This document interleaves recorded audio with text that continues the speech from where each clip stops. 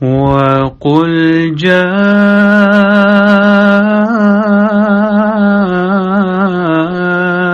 الْحَقُّ وَزَهَقَ الْبَاطِلُ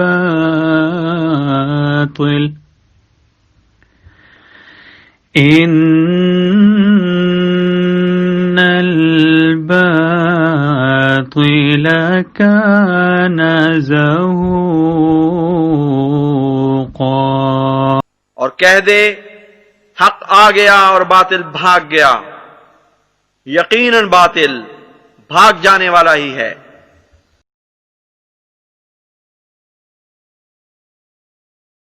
اعوذ باللہ من الشیطان الرجیم، بسم اللہ الرحمن الرحیم۔ ناظرین کرام، خاکسار ڈاکٹر محمد یحییٰ فیضان ختم نبوت گروپ کی جانب سے ایک دفعہ پھر آپ کی خدمت میں حاضر ہے۔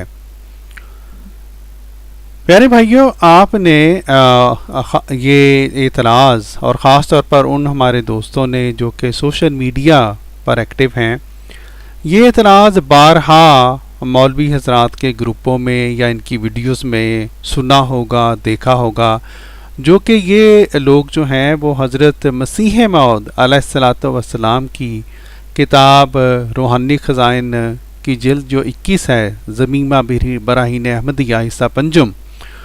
اس کی اس عبارت کے اوپر کیا کرتے ہیں، جو عبارت کچھ اس طرح سے ہے کہ اس نطفہ سے مشابہت رکھتا ہے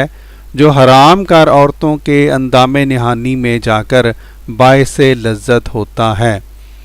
اور یہ جو حضرات ہیں، ان کا جس طرح کے ہمیشہ سے وتیرہ رہا ہے، یہ کبھی اس سے ایک چند لائنیں پہلے پڑھ دیں گے، چند صفحے پہلے پڑھ دیں گے، چند صفحے تو کیا، زیادہ تر جو یہ 193 کے اوپر تحریر ہے تو 192 پڑھ دیں گے، 193 پڑھ دیں گے، اور یہ جو ہے اس کے اوپر عجیب و غریب جو ہیں وہ حاشیے چڑھا کر اور خاص طور پر اپنی مرضی کا ٹائٹل دے کر یہ لوگوں کو گمراہ کرتے ہیں، اور اس طرح کی گویا باتیں کرتے ہیں کہ نعوذ باللہ معاذ اللہ حضرت مسیح پاک علیہ السلام کی کتابوں میں کوئی جس طرح جنسیات نعوذ باللہ جو ہیں وہ پائی جاتی ہیں، اور اس طرح سے میں ابھی آپ کو ان کے ٹائٹل بھی دکھاتا ہوں، خود ٹائٹل ایسے دیتے ہیں جس میں ان کی جو نیچ ذہنیت ہے وہ جو ہے وہ عوام کو پتہ بھی چلتی ہے کہ کس طرح کے یہ مولوی حضرات ہیں، لیکن الزام اپنے اوپر لینے کے بجائے مسیح پاک علیہ السلام کے اوپر الزام دینے کی کوشش کرتے ہیں۔ اور ایک اور بات یہ ہے، اس سے پہلے کہ میں آپ کو اس تحریر کو پورا پڑھ کے سناؤں، کہ حضرت مسیح موعود علیہ الصلاۃ والسلام کے اس عارفانہ کلام کو اپنی جو ذہنی پستی ہے اس کی وجہ سے میں تو یہ کہوں گا یا تو سمجھ ہی نہیں سکتے یا سمجھتے ہیں لیکن اپنے پیٹ کی خاطر، پیٹ کے دھندے کی خاطر جان بوجھ کر جھوٹ بولتے ہیں اور عوام الناس کو دھوکہ دیتے ہیں۔ پیارے بھائیوں، آج کی اس ویڈیو میں انشاءاللہ خاکسار علمی طور پر اس اعتراض کا جواب آپ کی خدمت میں پیش کرے گا، اور انشاءاللہ اس کے بعد خاکسار کا یہ ارادہ ہے کہ الزامی طور پر بھی اس اعتراض کا جواب ایک ویڈیو کی شکل میں آپ کے سامنے پیش کیا جائے، تاکہ آپ کو خوب کھل کر یہ آپ کے اوپر ظاہر ہو سکے کہ اس اعتراض کے اندر نہ صرف یہ کہ اس اعتراض کو کرنے والے انہوں نے بہت بڑی بددیانتی کی ہے اور گستاخی رسول اور گستاخی قرآن اور اللہ تعالیٰ کی گستاخی کے مرتکب ہوئے ہیں، بلکہ اعتراض کرنے والوں کی اپنی کتابیں وہ ایسی واہیات باتوں سے بھری ہوئی ہیں کہ اللہ کی پناہ۔ لیکن انشاءاللہ وہ الزامی جواب کسی آئندہ ویڈیو میں، آج ہم انشاءاللہ آپ کو علمی طور پر اس اعتراض کا جواب بتلائیں گے، اور بتلائیں گے بھی انشاءاللہ حضرت مسیح موعود علیہ الصلوۃ والسلام کی اسی تحریر کو پڑھ کر بتلائیں گے۔ اپنی طرف سے بھی ہم کوئی بات ہمیں کہنے کی ضرورت ہی نہیں ہے، اس لیے کہ یہ تحریر اپنے اندر خود مولویوں کے ان اعتراضات کا جواب ہے، اور مولویوں کے اس جھوٹ کو اور ان کذب بیانیوں کو کھولنے کے لیے صرف اس تحریر کو پڑھنا ہی کافی و شافی ہے۔ الحمدللہ۔ میرے بھائیوں، میں نے آپ کو یہ ابھی کہا، یہ عرض کیا کہ مولوی حضرات جو ہیں، ان مولویوں نے بعض ویڈیوز بھی اسی عبارت کے بارے میں بنائی ہوئی ہیں۔ میں معذرت خواہ ہوں، بہت ہی معذرت خواہ ہوں کہ مجھے ان مولویوں کی گندی زبان آپ کو سنوانی پڑ رہی ہے، لیکن یہ ذہن میں رکھتے ہوئے اس زبان کو سنیں اور کہ ہمارے پیارے نبی حضور صلی اللہ علیہ وسلم نے ہمیں یہ جو بتلایا تھا، آج سے 1400 سال پہلے بتلایا تھا کہ امت کے علماء آسمان کے نیچے بدترین مخلوق ہوں گے، یہ دراصل ہم اسی بدترین مخلوق سے ہمارا واسطہ پڑا ہوا ہے۔ اب یہ ان میں سے، اس بدترین مخلوق میں سے ایک یہ ہیں، آقا کا غلام کے نام سے یہ آتے ہیں یوٹیوب کے اوپر، ان کی یہ ویڈیو دیکھیں۔ میں تھوڑی سی سناتا ہوں کہ کس طرح سے انہوں نے اس تحریر کو توڑا مروڑا ہے اور اس کو ٹائٹل کیا دینے کی کوشش کی ہے۔ اور یہ ویڈیو دکھانے سے پہلے میں آپ کو مرزا غلام احمد قادیانی کی کتاب کا ایک صفحہ بھی پڑھ کے سنانا چاہتا ہوں۔ صفحات تو یہ کافی لمبے ہیں، بڑی لمبی یہ بکواسات مرزا غلام احمد قادیانی نے یہ لکھی ہوئی ہیں، یہ گند ہے پورا، کافی صفحات پر پھیلا ہوا ہے، لیکن میں آپ کو 1.5 صفحہ پڑھ کے سناتا ہوں۔ یہ روحانی خزائن کی جلد 21 ہے، اس کا صفحہ نمبر 192 ہے، یہاں سے میں شروع کرتا ہوں، پیچھے بھی ہے، اس کے آگے بھی ہے۔ جی ناظرین، تو یہ دیکھا، یہ مولوی صاحب عوام کو دھوکہ دینے کی خاطر انہوں نے کتنا بڑا جھوٹ بولا ہے، کیا کہتے ہیں، نعوذ باللہ یہ گند ہے۔ اور میں آپ کو بھی یہ بتاتا ہوں، یہ جو انہوں نے یہ جو کہا ہے، یہ دراصل یہ کہنے کی وجہ سے یہ مولوی صاحب گستاخ قرآن ثابت ہوئے ہیں۔ اچھا، ان کا یہ بھی جو مولوی صاحب میں آپ کو دکھلا رہا تھا، ان کا بھی ٹائٹل دیکھیں جی، Mirza Ghulam and Masroor uterus expert, یعنی کہ طنز تمسخرانہ، وہ جو اللہ تعالیٰ نے ہمیں قرآن پاک میں بتلایا ہے کہ یہ منکرین، ان کی یہ فطرت ہے کہ یہ تمسخر کرتے ہیں۔ اچھا، اب دوسرے منکر، یہ ختم نبوت ٹائمز، اس میں ان کا ٹائٹل بھی دیکھیں، ان کا ٹائٹل میں نے آپ کو دکھلایا، قادیانی مرد قادیانی لڑکیوں کی شرمگاہوں کے مرزے لیتے ہیں۔ استغفر اللہ، استغفر اللہ۔ اور یہ دیکھیں آگے، یہ کتنا بڑا جھوٹ ہمارے پیارے حضرت مسیح موعود علیہ الصلوۃ والسلام، اللہ کے سچے مسیح کی طرف یہ منسوب کر رہے ہیں۔ سنیں۔ اب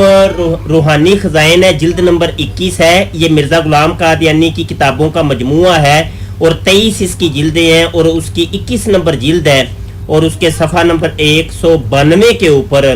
یہ زمیمہ براہین احمدیہ عیسیٰ پنجم،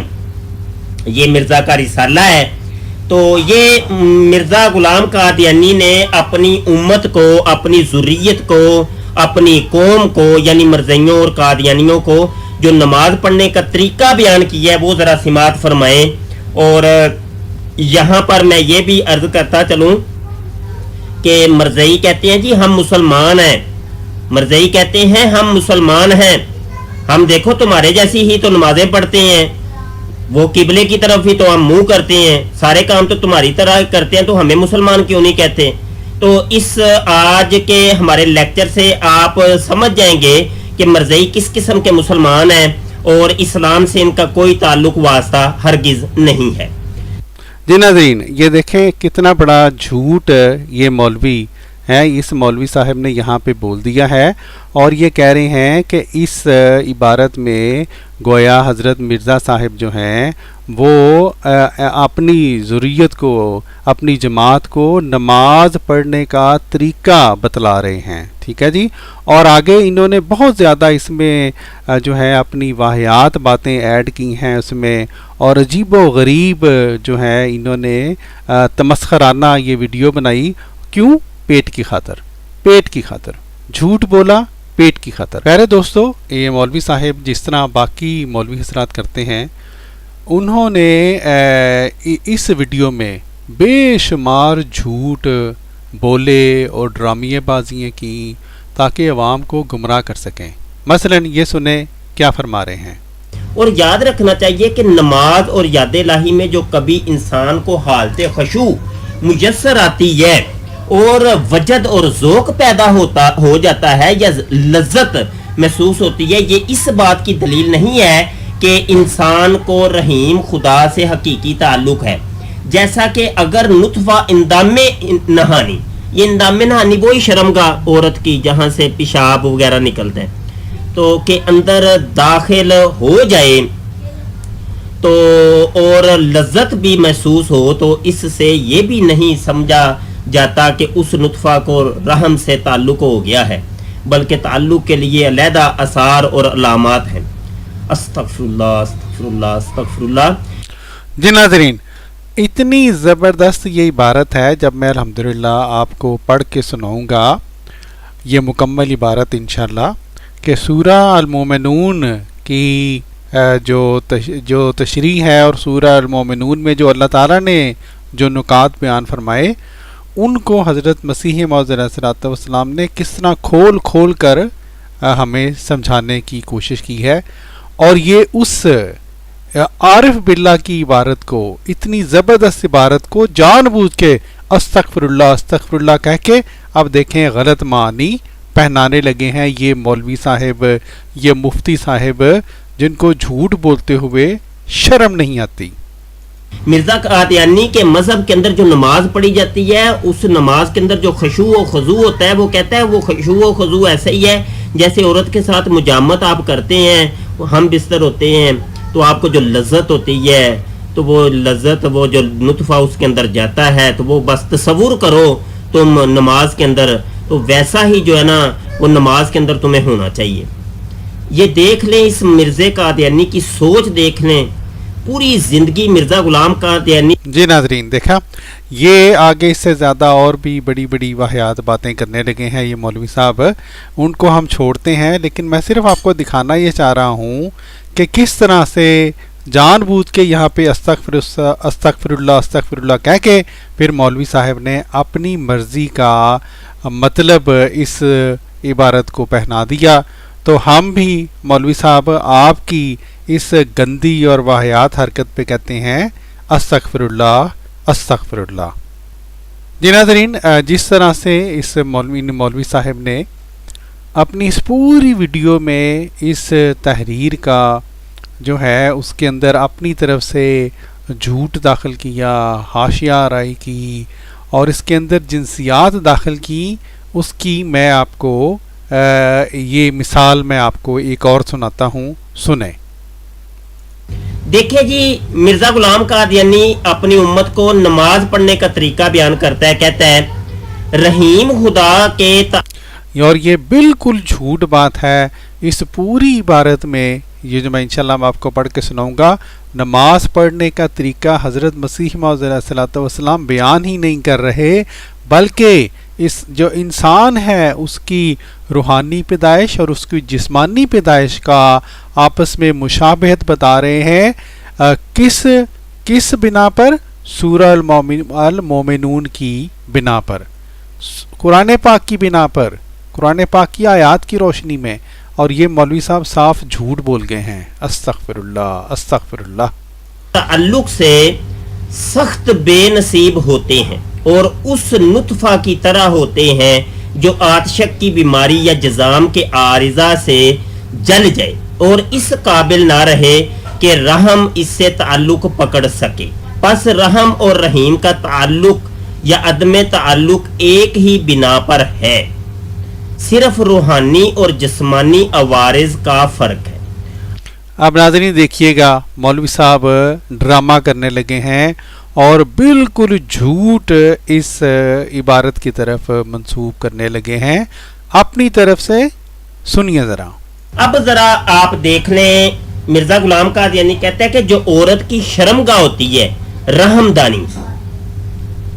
عورت کی جو شرمگاہ ہوتی ہے رحمدانی، اور استغفر اللہ، مرزا قادیانی کہتا ہے جو اللہ تعالیٰ ہے وہ ہے رحیم، اور عورت کی جو رحمدانی ہے وہ آپس میں یہ میں آپ کو یہاں کون سا لفظ اب بولوں کہ مجھے اپنے دین اور ایمان کا خطرہ ہے کہ یہ مرزا غلام قادیانی نے کتنی بڑی بات اور کتنی شنی بات یہاں کر دی ہے، اور کتنا بڑا کفریہ جو ہے نا وہ عقیدہ اپنی قوم کو دیا ہے. استغفر اللہ استغفر اللہ. وہ کہتا ہے جناب یہ دونوں ایک ہی چیزیں ہیں، بس تھوڑا سا روحانی اور جسمانی طور پہ تھوڑا سا فرق ہے، بس ہے دونوں ایک ہی چیزیں. استغفر اللہ استغفر اللہ استغفر اللہ. جی ناظرین، دیکھا کتنا بڑا انہوں نے ڈرامہ کیا، اور انشاءاللہ جب ہم آپ کو یہ تحریر پڑھ کے سنائیں گے، ویسے تو آپ کو صاف نظر آ رہا ہوگا کہ اس تحریر میں یہ بات بیان ہی نہیں ہو رہی، لیکن بہرحال آپ کو میں نے تھوڑا سا ان کے ویڈیوز کے پاس حصے دکھلانے تھے تاکہ ہم انشاءاللہ جب تحریر پڑھیں تو ان مولوی صاحب کی اس پوری ویڈیو اور ان جیسے مولویوں کی جو اس طرح کی جو باتیں ہیں ان کو وہ پوری طرح ان کا جو جھوٹ ہے، جو ریاکاری ہے، جو ان کا مفتری پن ہے، وہ سب کے سامنے خوب کھل کر آ جائے انشاءاللہ. ہمیں تو قرآن اور حدیث یہی درس دیتا ہے کہ محبوب صلی اللہ علیہ وسلم کی طرح کی نماز پڑھو، اور وہی خشوع و خضوع ہے کہ ڈوب جاؤ، محبوب کی اداؤں کے اندر ڈوب جاؤ کہ اس نے جس طریقے سے رکوع و سجود کیے تھے ویسے ہی رکوع و سجود تم نے کرنے. اب مرزا قادیانی نے دیکھے وہ بات کہاں کی کہاں پہ لے گیا، وہ گندی سوچ، وہ دیکھیں گندی سوچ جو ہوتی ہے وہ ٹپک پڑتی ہے وہ ہر جگہ پہ. جی ناظرین، تو ابھی انشاءاللہ ہم آپ کو دکھلائیں گے کہ گندی سوچ کس کی گندی سوچ ہے اور وہ کہاں پہ داخل ہو گئی ہے. یہ اس گندی سوچ والے مولوی صاحب کے، جس طرح میں نے آپ کو کہا تھا نا، ٹائٹل بھی دیکھ لیں انہوں نے کیسا واہیات ٹائٹل رکھا ہے، اور ان کو اتنی حیا نہیں آئی کہ جو یہ سب کچھ حضرت مسیح موعود علیہ الصلوۃ والسلام کے بارے میں کہہ رہے ہیں، وہ دراصل وہ سب کے سب الزام، سب کے سب جو انہوں نے اپنے منہ سے یہ گند بکا ہے، نعوذ باللہ، وہ قرآن پاک کے اوپر جا کے پڑھتا ہے. اور یہ مولوی دراصل اس تحریر کے اوپر الزام لگانا کی وجہ سے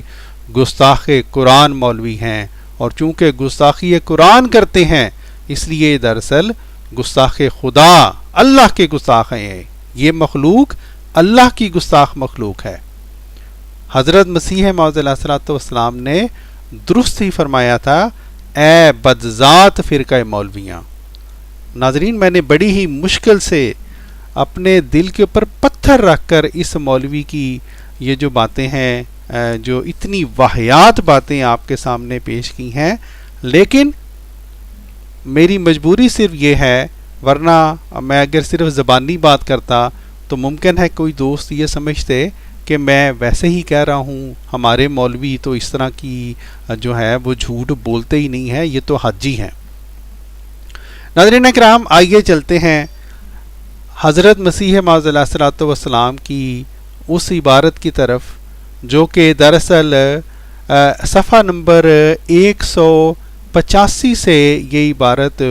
شروع ہوتی ہے اور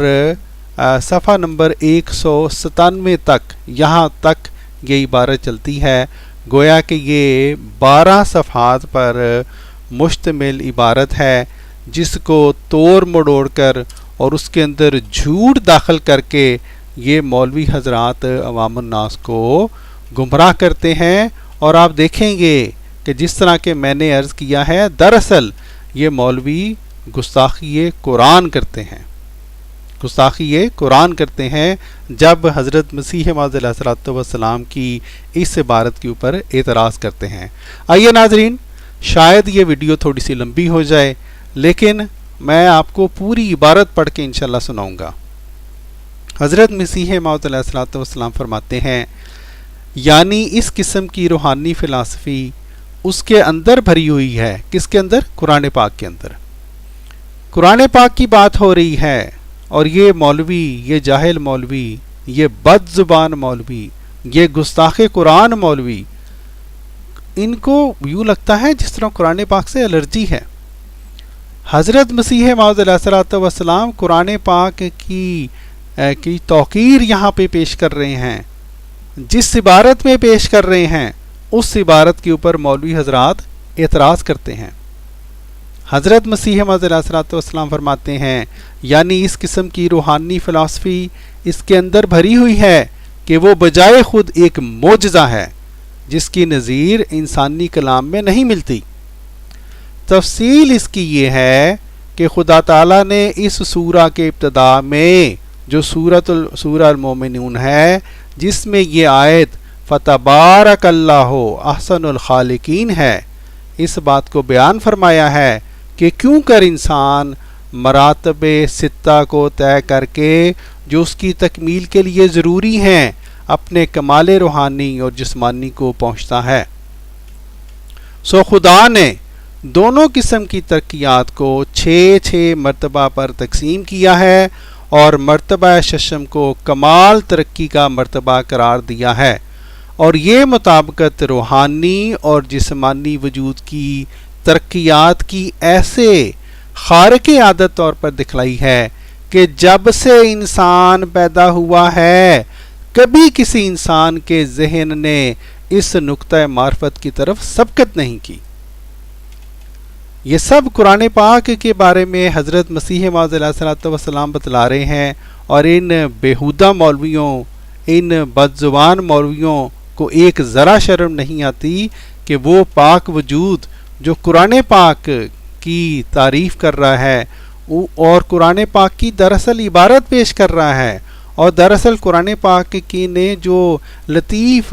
نکات پیش کی ہیں اس بارے میں، ان کی تشریح آگے حضرت مسیح موعود علیہ الصلوۃ والسلام نے بیان فرمائی ہے، بجائے اس کے کہ تعریف کرتے اور کہتے کہ واہ واہ کیا ہی عارف باللہ، کس عارف باللہ نے یہ کلام لکھا ہے، لیکن نہیں، ان منکرین کو سوائے اعتراض کرنے کے، سوائے اپنے منہ سے جو ہے وہ واہیات بولنے کے، ان کو لگتا ہے اور کوئی کام ہی نہیں۔ بہرحال ہم چلتے ہیں تحریر کی طرف۔ حضرت مصدر صاحب فرماتے ہیں اور اگر کوئی دعویٰ کرے کہ سبقت کی ہے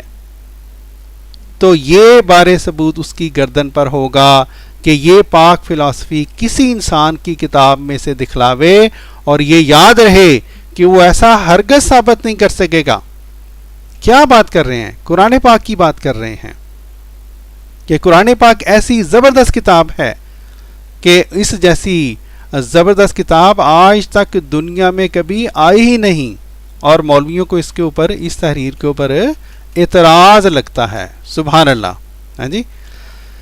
فرماتے ہیں پس بدیہی طور پر یہ معجزہ ہے کہ خدا تعالیٰ نے وہ عمیق مناسبت جو روحانی اور جسمانی وجود کی ان ترقیات میں ہے جو وجود کامل کے مرتبہ تک پیش آتی ہیں، ان آیات مبارکہ میں ظاہر کر دی ہے، جس سے ظاہر ہوتا ہے کہ یہ ظاہری اور باطنی صنعت ایک ہی ہاتھ سے ظہور پذیر ہوتی ہے جو خدا تعالیٰ کا ہاتھ ہے۔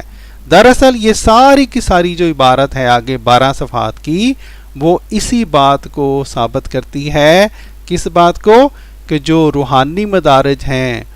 وہ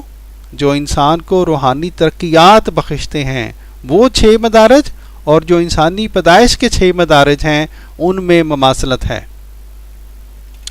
فرمایا پس نادانوں نے یہ بھی اعتراض کیا تھا کہ جس طرح خدا تعالیٰ نے نطفہ کی حالت سے لے کر اخیر تک جسمانی وجود کا قرآن شریف میں نقشہ کھینچا ہے، یہ نقشہ اس زمانہ کی جدید تحقیقات طبی کی روح سے صحیح نہیں ہے، لیکن ان کی حماقت ہے کہ ان آیات کے معنی انہوں نے یہ سمجھ لیا کہ گویا خدا تعالیٰ رحم کے اندر انسانی وجود کو اس طرح بناتا ہے کہ پہلے بکلی ایک عضو سے فراغت کر لیتا ہے، پھر دوسرا بناتا ہے۔ یعنی دیکھیں دوستو، پورا قرآن پاک کی بات ہو رہی ہے، اللہ تعالیٰ کے کلام کے بارے میں یہ بات ہو رہی ہے، جس کے بارے میں علماء، جن کو میں یہ جو علماء کہلانے والے شیطان کے، جو میں کہوں گا جو کہ شیطان کے نمائندے ہیں، یہ کیسی کیسی عجیب باتیں کرتے ہیں، دل دکھتا ہے انسان کا۔ فرمایا یہ آیات الہیہ کا منشا نہیں ہے، بلکہ جیسا کہ ہم نے بچشم خود ملاحظہ کر لیا ہے، اور مغزہ سے لے کر ہر ایک حالت کے بچے کو دیکھ لیا ہے، خالق حقیقی رحم کے اندر تمام اعضاء اندرونی و بیرونی کو ایک ہی زمانہ میں بناتا ہے، یعنی ایک ہی وقت میں سب بنتے ہیں، تاخیر تقدیم نہیں۔ پھر فرماتے ہیں البتہ یہ ثابت ہوتا ہے کہ پہلے تمام وجود انسان کا ایک جمع ہوا خون ہوتا ہے اور پھر سارے کا سارا ایک ہی وقت میں مضغہ بن جاتا ہے، اور پھر ایک ہی وقت میں کچھ حصہ اس کا اپنے اپنے موقع پر ہڈیاں بن جاتا ہے، اور پھر ایک ہی وقت میں اس تمام مجموعہ پر ایک زائد گوشت چڑھ جاتا ہے جو تمام بدن کی کھال کہلاتی ہے، جس سے خوبصورتی پیدا ہوتی ہے، اور اس مرتبہ پر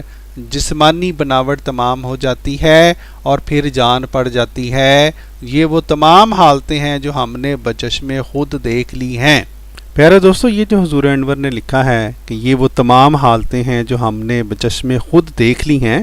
میں صرف جلدی سے یہ بتلا دوں کہ کیونکہ اس زمانے میں آج کل کی جدید ٹیکنالوجی، جدید مشینیں نہیں تھیں، سکین نہیں تھے، اس لیے حضرت مسیح موعود علیہ الصلوۃ والسلام نے ایک دفعہ یہ انتظام کیا تھا کہ آپ نے اپنے علاقے کی دائیوں کو یہ کہا کہ ایسے بچے جو کہ پیدائش سے پہلے وفات پا جاتے ہیں مختلف مہینوں میں، مثلا کوئی حمل کے 3 مہینے بعد وفات پا گیا، 6 مہینے بعد وفات پا گیا، تو حضور انور نے یہ انتظام فرمایا تھا کہ ان دائیوں کو یہ کہا تھا کہ مجھے وہ بچے لا کر دکھلایا کرو۔ اس طرح سے آپ نے قرآن پاک کی ان آیات کو باقاعدہ پہلے سمجھا ہے اور پھر ہمارے تک یہ پہنچایا ہے، تو اور بجائے اس کے کہ یہ مولوی حضرات اس بات کے اوپر شکریہ ادا کریں اور تعریفی کلمات کہیں، یہ دیکھیں اپنی صرف جو ہے نا تعصب کی اینک، اس کی وجہ سے اعتراض پہ اعتراض کیے جا رہے ہیں۔ اب پھر آگے کیا فرماتے ہیں؟ اب دیکھیں سب یہ قرآن پاک کی سورہ المومنون کی آیات کی تشریح آگے کر رہے ہیں حضرت مسیح موعود علیہ الصلوۃ والسلام، اور اس تشریح کے اوپر ان علماء نے ان مضامین کے اوپر جو کہ اللہ تعالیٰ نے قرآن پاک میں بیان فرمائے ہیں، ان مولویوں نے کیسے کیسے حاشیے چڑھائے ہیں اور خود کو گستاخ قرآن ثابت کیا ہے۔ میرے پیارے دوستو، اس سے پہلے کہ میں پوری تحریر جو کہ تقریباً 12 صفحات پر مشتمل ہے آپ کے سامنے پڑھ کے سناؤں، میں آپ کو صرف یہ یاد کروانا چاہتا ہوں کہ یہ مولوی صاحب انہوں نے یہ کہا تھا کہ اس تحریر میں حضرت مسیح موعود علیہ الصلوۃ والسلام نے قادیانیوں کو نماز پڑھنے کا طریقہ بتایا ہے، یعنی کہ گویا رکوع کیسے کرنا ہے، سجدہ کیسے کرنا ہے، اور اس میں انہوں نے اپنے واہیات باتیں اس میں داخل کی۔ پھر یہ جو مولوی صاحب ہیں انہوں نے بھی دیکھیں کتنی عجیب و غریب باتیں کی اس تحریر کے بارے میں۔ اب جب کہ میں یہ تحریر پڑھوں گا الحمدللہ آپ کے سامنے، تو میں آپ کو یہ صرف گزارش کرتا ہوں کہ ان مولویوں کے جھوٹ جو آپ نے آج تک سنے ہیں وہ اپنے ذہن میں رکھتے ہوئے جب آپ یہ اس تحریر کو پڑھیں گے، سمجھیں گے اور سنیں گے تو آپ حیران ہوں گے کہ ہمارا جو پالا ہے وہ کیسے جھوٹے مولویوں سے پڑا ہے، جن کو یہی شرم نہیں آئی کہ یہ پورا جو مضمون ہے یہ تو دراصل حضرت مرزا صاحب وہ سورہ المومنون کی آیات کے تناظر میں یہ بیان کر رہے ہیں، اور یہ وہ مضمون ہے جو دراصل قرآن پاک نے بیان کیا ہے۔ فرماتے ہیں اب ہم روحانی مراتب ستہ کا ذیل میں درج کرتے ہیں، جیسا کہ قرآن شریف میں اللہ تعالیٰ فرماتا ہے۔ یہ قرآن پاک کی آگے مسیح موعود صلی اللہ علیہ وسلم نے 6 وہ آیات بیان کی ہیں جن میں جو ہے روحانی ترقیات کا ذکر اللہ تعالیٰ نے فرمایا ہے۔ مثلا فرمایا اعوذ باللہ من الشیطان الرجیم قد افلح المؤمنون الذین هم فی صلاتہم خاشعون، اور دراصل یہ جو پہلی آیت ہے، پہلی آیت کی تشریح حضرت مسیح موعود علیہ الصلوۃ والسلام نے جو اس اگلی تحریر میں بیان کی ہے، اور اس کی مشابہت بیان فرمائی ہے اس آیت سے جو سورہ المومنون کی ہی یہ آیت ہے، ثم جعلناہ نطفۃ فی قرار مکین، ٹھیک ہے، اور یہ دراصل پورا مضمون آگے چلا ہے۔ قرآن پاک کی آیات کو حضرت مسیح موعود علیہ الصلوۃ والسلام کھول کھول کر بیان فرما رہے ہیں، اور یہ مولوی حضرات اتنے اس حد تک گھٹیا ذہنیت کے مالک ہیں کہ یہ اس کے اوپر حاشیے چلاتے ہیں. استغفر اللہ. پیارے بھائیوں، جیسا کہ آپ جانتے ہیں کہ دو الفاظ کے اوپر مولوی حضرات بہت زیادہ زور دیتے ہیں، ایک نطفہ اور ایک اندام نہانی. لیکن جہالت کی یہ حد ہے کہ ان لوگوں کو یہ پتہ ہی نہیں کہ یہ دونوں الفاظ دراصل قرآن پاک نے استعمال کیے ہیں. چنانچہ اس آیت کو دیکھیں، اللہ تعالیٰ فرماتا ہے ثم جعلناہ نطفۃ فی قرار مکین، اور اسے پانی کی بوند کیا ایک مضبوط ٹھہراؤ میں. اب یہ میں کنز الایمان سے پڑھ رہا ہوں، ان کے گھر سے ان کو دکھلا رہا ہوں. اور یہ جو قرار مکین ہے یعنی ٹھہراؤ کی جگہ، وہ یہ نمبر 11، یہ دیکھیں کیا لکھا ہوا ہے جناب بریلوی حضرات، آپ کی کتابوں میں کیا لکھا ہوا ہے، یعنی رحم میں، یعنی رحم میں، یوٹرس میں، اندام نہانی میں. تو اس لیے میں کیا انسان ان کو کہے، اپنی کتابیں پڑھتے نہیں ہیں، اور وہی دو باتیں جن کے اوپر اعتراض یہ کر رہے ہیں، نطفہ کا استعمال کر دیا جی، اندام نہانی کا استعمال کر دیا، یوٹرس کا استعمال کر دیا ہے، وہ ان کی اپنی جو قرآن پاک کی تفاسیر ہیں اس میں یہ مانی گئی ہے یہ بات کہ قرآن پاک کے یہ الفاظ جو ہے قرار مکین، اس کا مطلب ہی اندام نہانی یا یوٹرس ہے یا رحم ہے. حضرت مسیح موعود علیہ الصلوۃ والسلام فرماتے ہیں، یعنی ان 6 آیات کے بعد اور ان کے مقابل جسمانی ترقیات کے مراتب بھی 6 قرار دیے ہیں، جیسا کہ وہ ان آیات کے بعد فرماتا ہے، اور پھر یہ آیت آپ نے بیان فرمائی. پیارے بھائیوں، ایک بہت ہی اہم بات، اور وہ یہ کہ اللہ تعالیٰ قرآن پاک میں ہمیں واضح طور پر فرماتا ہے ذالک الکتاب لا ریب فیہ ھدی للمتقین، ہدایت متقیوں کے لیے ہے. یہی اصول ہم یہاں پہ دیکھتے ہیں. اب اللہ تعالیٰ نے سورہ المومنون میں اصل جو مضمون ہے جو ان آیات میں بیان کیا ہے وہ ہے کہ مومن کون مومن ہے، کس طرح مومن بن سکتے ہیں، کس طرح مومن جو ہے وہ ترقی پا سکتے ہیں، کس طرح مومن فلاح پا سکتے ہیں. قد افلح المومنون، فلاح کس طرح پا سکتے ہیں. اور اس کو سمجھانے کے لیے اللہ تعالیٰ نے وہ جو خشوع کا جو مضمون ہے اس کو، اور یہ جو تدریجاً ایک مضمون بڑا ہے، اس کو مثال کے طور پر نطفہ کا ذکر فرمایا ہے. اور آپ دیکھیں گے کہ حضرت مسیح موعود علیہ الصلوۃ والسلام نے قرآن پاک کی ان آیات سے استنباط کرتے ہوئے یہ جو آگے تحریر میں اب پڑھوں گا اس میں ہی بھی اصل مطمع نظر، اصل جو مقصود ہے، اصل وہ جو دکھلانا حضور نے چاہا ہے وہ ہے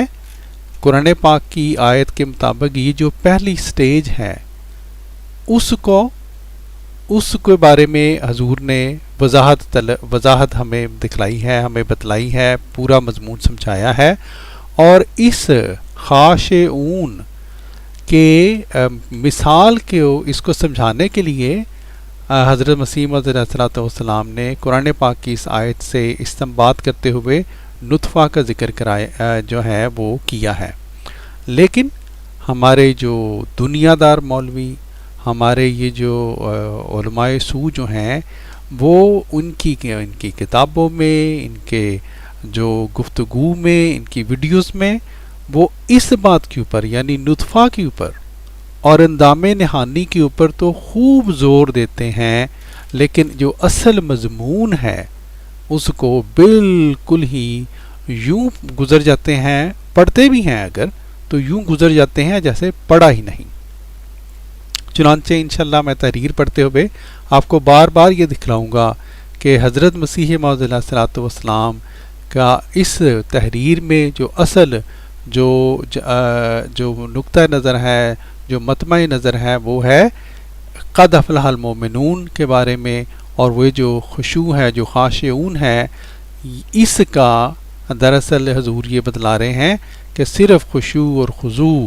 جس کو اگر کچھ رونا دھونا نماز میں آ بھی جائے تو اس کا یہ مطلب نہیں ہے کہ وہ روح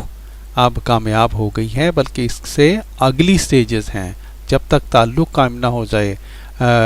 رحیم خدا سے تب تک نہیں کہہ سکتے کہ وہ روح محفوظ ہو گئی ہے، وہ روح فلاح پا گئی ہے. لیکن جیسا کہ میں آپ کو دکھلاؤں گا، مولوی حضرات بس ان کا ذہن نطفہ میں ہی پوری تحریر کو بیان کرتے ہوئے نطفہ میں ہی پڑا رہتا ہے، اور اس سے آگے مجال ہے یہ جو اصل مضمون ہے اس کی طرف ایک ذرا بھی توجہ کریں. پھر فرمایا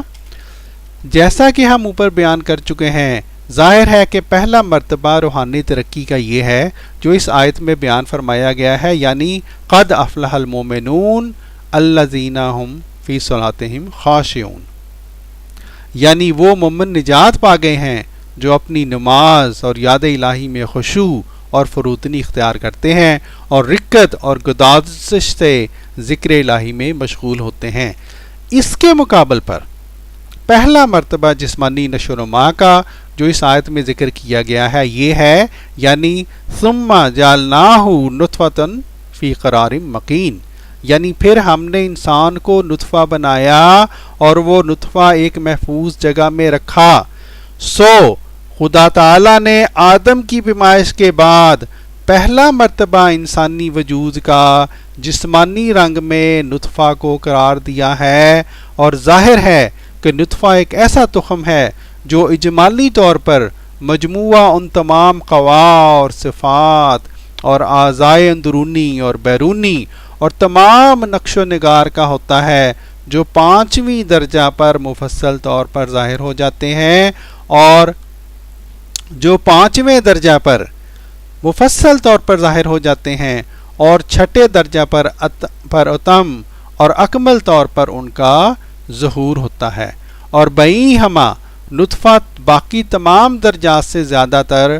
معرض خطر میں ہے. اب دراصل یہ وہ نقطہ ہے جس کو آگے مسیح علیہ السلام نے بار بار بیان کیا ہے، اور اس کی مشابہت بیان کی ہے کس بات سے؟ انسان کی جو خشوع و خضوع ہے جو اس کو عبادت کے شروع میں آتا ہے جب وہ خدا کے حضور عبادات کرنی شروع کرتا ہے.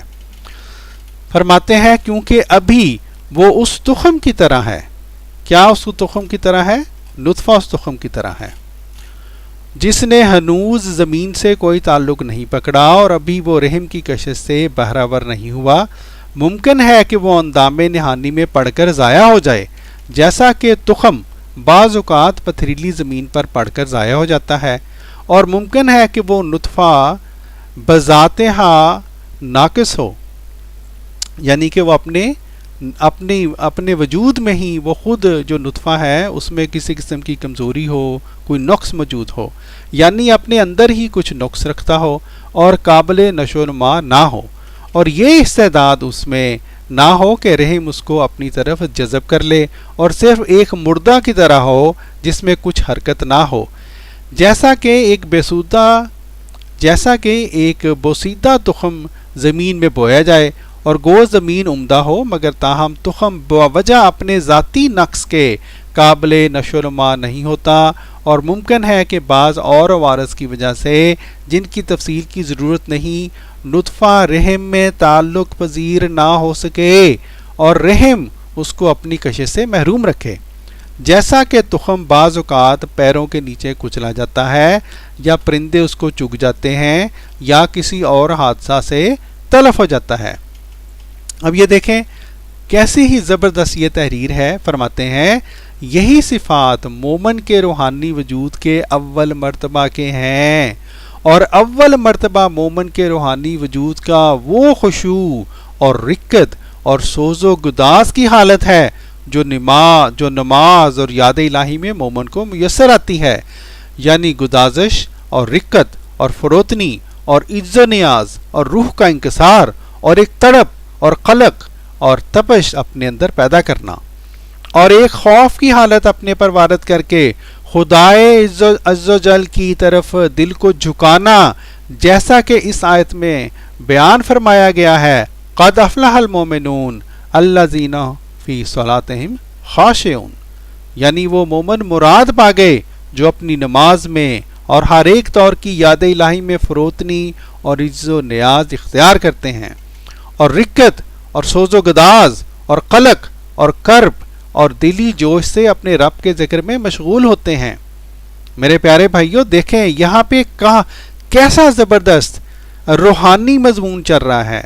کہ کیسی حضرت مسیح موعود علیہ الصلوۃ والسلام جو کہ عارف باللہ تھے، کیسے کھول کھول کر آپ روحانی باتیں بیان کر رہے ہیں، اور یہ مولوی حضرات اس کو کس طرح اپنی گندی اور پست ذہنیت کی وجہ سے گندے ٹائٹل دے کر گندی ویڈیوز بنا کے اور عوام کو گمراہ کرتے ہیں۔ حضرت مسیح موعود علیہ الصلوۃ والسلام پھر فرماتے ہیں یہ خشوع کی حالت جس کی تعریف کا اوپر اشارہ کیا گیا ہے روحانی وجود کی تیاری کے لیے پہلا مرتبہ ہے، یا یوں کہو کہ وہ پہلا تخم ہے جو عبودیت کی زمین میں بویا جاتا ہے، اور وہ اجمالی طور پر ان تمام قوا اور صفات اور اعضاء اور تمام نقش و نگار اور حسن و جمال اور خط و خال اور شمائل روحانیہ پر مشتمل ہے جو پانچویں اور چھٹے درجہ میں انسان کامل کے لیے نمودار طور پر ظاہر ہوتے اور اپنے دلکش پیرایا میں تجلی فرماتے ہیں، اور چونکہ وہ نطفہ کی طرح روحانی وجود کا پہلا مرتبہ ہے۔ اب دیکھیں مماثلت بیان کر رہے ہیں حضرت مسیح موعود علیہ الصلوۃ والسلام سمجھانے کے لیے، اور دراصل یہ مماثلت حضرت مرزا صاحب نے بیان نہیں کی، یہ مماثلت کس نے بیان کی ہے؟ یہ مماثلت قرآن پاک نے بیان کی ہے۔ اے مولوی حضرات، یہ مماثلت قرآن پاک نے یہاں پہ بیان کی ہے، لیکن اللہ تعالیٰ معاف کرے ان معزز مولوی حضرات کو جھوٹ پر جھوٹ اور اپنی جو ہے گندی ذہنیت اس کی وجہ سے کیسے کیسے یہ جو ہے عوام کو گمراہ کرنے کے لیے نہ جانے کس طرح جھوٹ بولتے چلے جاتے ہیں۔ پھر حضور فرماتے ہیں اور چونکہ وہ نطفہ کی طرح روحانی وجود کا پہلا مرتبہ ہے اس لیے وہ آیت قرآنی میں نطفہ کی طرح پہلے مرتبہ پر رکھا گیا ہے۔ اب یہ دیکھیں ساری بیس آیت قرآنی کے اوپر ہے، مسیح السلام نے ساری بنیاد ہی قرآن پاک کی سورہ المومنون کی ان آیات پر رکھی ہے، اور یہ مولوی ہنستے ہیں اس کے اوپر، اور نطفہ کے مقابل پر دکھلایا گیا ہے تا وہ لوگ جو قرآن شریف میں غور کرتے ہیں سمجھ لیں کہ نماز میں خشوع کی حالت روحانی وجود کے لیے ایک نطفہ ہے، اور نطفہ کی طرح روحانی طور پر انسان کامل کے تمام قوا اور صفات اور تمام نقش و نگار اس میں مخفی ہیں، اور جیسا کہ نطفہ اس وقت تک معرض خطر میں ہے جب تک کہ رحم سے تعلق نہ پکڑے، ایسا ہی روحانی وجود کی یہ ابتدائی حالت یعنی خشوع کی حالت اس وقت تک خطرہ سے خالی نہیں جب تک کہ رحیم خدا سے تعلق نہ پکڑ لے۔ ناظرین اکرام، میں انشاءاللہ آپ کو یہ پوری عبارت پڑھاتا ہوں تاکہ آپ کو پورا مضمون سمجھ آئے، ایک تسلسل ہے اس مضمون کا۔ یہ مولوی حضرات جو مڈل سے عبارت اچکتے ہیں اور اس میں حاشیے چڑھاتے ہیں، ٹائٹل لگاتے ہیں جھوٹے طور پر، ان کا جھوٹ خوب تاکہ آپ کے اوپر کھل کر سامنے آئے۔ حضرت مسیح موعود علیہ الصلوۃ والسلام قرآن پاک کی سورہ المومنون کی روشنی میں فرماتے ہیں، یاد رہے کہ جب خدا تعالیٰ کا فیضان بغیر توسط کسی عمل کے ہو تو وہ رحمانیت کی صفت سے ہوتا ہے، جیسا کہ جو کچھ خدا نے زمین و آسمان وغیرہ انسان کے لیے بنائے یا خود انسان کو بنایا، یہ سب فیض رحمانیت سے ظہور میں آیا۔ لیکن اب یہ دیکھیں بہت اہم نکتہ ہے، لیکن جب کوئی فیض کسی عمل یا عبادت اور مجاہدہ اور ریاضت کے عوض میں ہو وہ رحیمیت کا فیض کہلاتا ہے۔ یہی سنت اللہ بنی آدم کے لیے جاری ہے۔ پس جب کہ انسان نماز اور یاد الہی میں خشوع کی حالت اختیار کرتا ہے تب اپنے تئیں رحیمیت کے فیضان کے لیے مستعد بناتا ہے۔ سو نطفہ میں اور روحانی وجود کے پہلے مرتبہ میں جو حالت خشوع ہے، صرف فرق یہ ہے کہ نطفہ رحم کی کشش کا محتاج ہوتا ہے، اور یہ یعنی وہ روحانی جو وجود ہے، اور یہ رحیم کی کشش کی طرف احتیاج رکھتا ہے، اور جیسا کہ نطفہ کے لیے ممکن ہے کہ وہ رحم کی کشش سے پہلے ہی ضائع ہو جائے، ایسا ہی روحانی وجود کے پہلے مرتبہ کے لیے یعنی حالت خشوع کے لیے ممکن ہے کہ وہ رحیم کی کشش اور تعلق سے پہلے ہی برباد ہو جائے۔ جیسا کہ بہت سے لوگ ابتدائی حالت میں اپنی نمازوں میں روتے اور وجد کرتے اور نعرے مارتے اور خدا کی محبت میں طرح طرح کی دیوانگی ظاہر کرتے ہیں اور طرح طرح کی آشکارانہ حالت دکھلاتے ہیں، اور چونکہ اس ذات ذوالفضل سے جس کا نام رحیم ہے کوئی تعلق پیدا نہیں ہوتا اور نہ اس کی خاص تجلی کے جذبہ سے اس کی طرف کھینچے جاتے ہیں، اس لیے ان کا وہ تمام سوز و گداز اور تمام حالت خشوع بے بنیاد ہوتی ہے، اور بسا اوقات ان کا قدم پھسل جاتا ہے، یہاں تک کہ پہلی حالت سے بھی بدتر حالت میں جا پڑتے ہیں۔ پھر دیکھیں مطابقت بتلا رہے ہیں، اور کیوں مطابقت بتلا رہے ہیں حضرت مسیح موعود علیہ الصلوۃ والسلام اپنی طرف سے؟ نہیں، یہ وہ نکات ہیں، یہ وہ پرمعرف کلام ہے میرے بھائیوں جو کہ قرآن پاک نے سورہ المومنون میں بیان فرمایا، اور ہمارے پیارے حضرت مسیح موعود علیہ الصلوۃ والسلام نے قرآن پاک کی روشنی میں ہمیں سمجھایا۔ یہ سب قرآن پاک کی باتیں ہیں جس کے اوپر مولوی حضرات ہنستے ہیں، اللہ تعالیٰ ان کو ہدایت عطا فرمائے۔ حضور فرماتے ہیں بس یہ عجیب دلچسپ مطابقت ہے کہ جیسا کہ نطفہ جسمانی وجود کا اول مرتبہ ہے اور جب تک رحم کی کشش اس کی دستگیری نہ کرے وہ کچھ چیز ہی نہیں، ایسا ہی حالت خشوع روحانی وجود کا اول مرتبہ ہے، اور جب تک رحیم خدا کی کشش اس کی دستگیری نہ کرے وہ حالت خشوع کچھ بھی چیز نہیں۔ اسی لیے ہزارہ ایسے لوگوں کو پاؤ گے کہ اپنی عمر کے کسی حصہ میں یاد الہی اور نماز میں حالت خشوع سے لذت اٹھاتے اور وجد کرتے اور روتے تھے، اور پھر کسی ایسی لعنت نے ان کو پکڑ لیا کہ یک مرتبہ نفسانی امور کی طرف گر گئے اور دنیا کی خواہشوں کے جذبات سے وہ تمام حالت کھو بیٹھے۔ فرمایا یہ نہایت خوف کا مقام ہے کہ اکثر وہ حالت خشوع رحیمیت کے تعلق سے پہلے ہی ضائع ہو جاتی ہے، اور قبل اس کے کہ رحیم خدا کی کشش اس میں کچھ کام کرے وہ حالت برباد اور نابود ہو جاتی ہے، اور ایسی صورت میں وہ حالت جو روحانی وجود کا پہلا مرتبہ ہے اس نطفہ سے مشابہت رکھتی ہے۔